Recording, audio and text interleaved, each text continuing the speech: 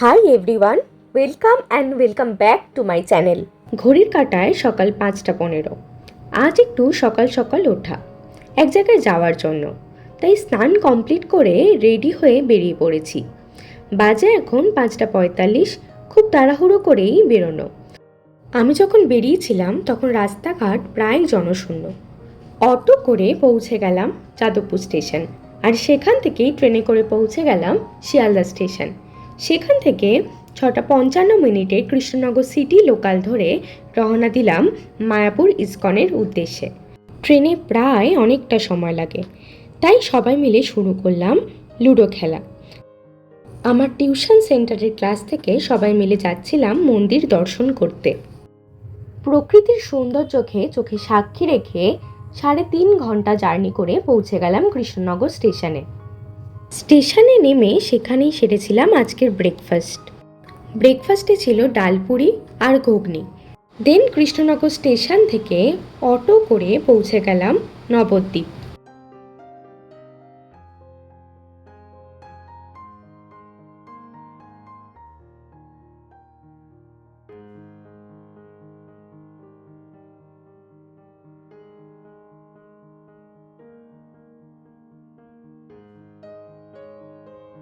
আর সেখান থেকে জলঙ্গি নদীর ঘাট পার হয়ে টোটো করে পৌঁছে গেলাম মায়াপুর ইসকনে।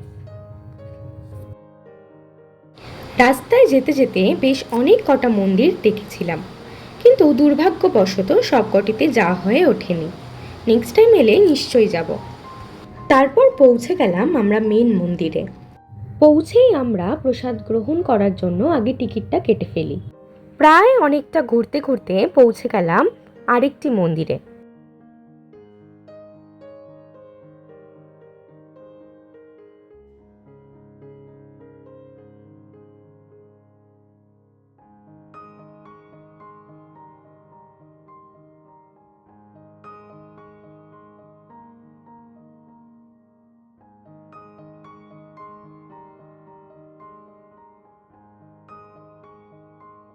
মন্দিরের ভিতর ফোন ক্যামেরা এসব নিয়ে যাওয়া নিষেধ, তাই সব জমা দিয়েই মন্দিরে প্রবেশ করতে হয়েছিল।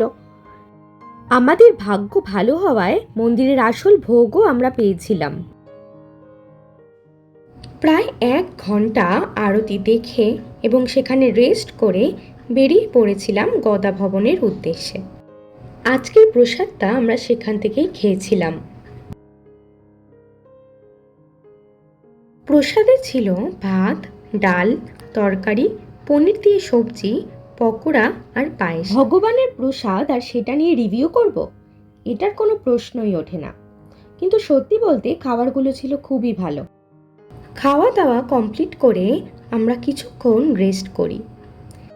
আমরা যেদিন গেছিলাম সেই দিনই ফিরে গিয়েছিলাম, তাই হাতে সময় কম থাকার জন্য সবটা ঘুরে দেখতে পারিনি। তাই নেক্সট টাইম গেলে ঠিক করেছি একদিন থেকে গিয়ে সবটা দেখব। নবদ্বীপ যাব আর সেখানে স্পেশাল লাল দই নিয়ে আসবো না, তাই বাড়ির জন্য নিয়ে নিয়েছিলাম দইয়ের ভাঁড়। খেতে বেশ ভালোই ছিল। আমরা এখানে যেরকম দই খাই তার থেকে অনেকটাই আলাদা খেতে এই দইটা। আমার তো অনেকটা মাখা সন্দেশের মতন লাগছিল খেতে। আচ্ছা, তোমরা মায়াপুর গেছো আর লাল দই খেয়েছো?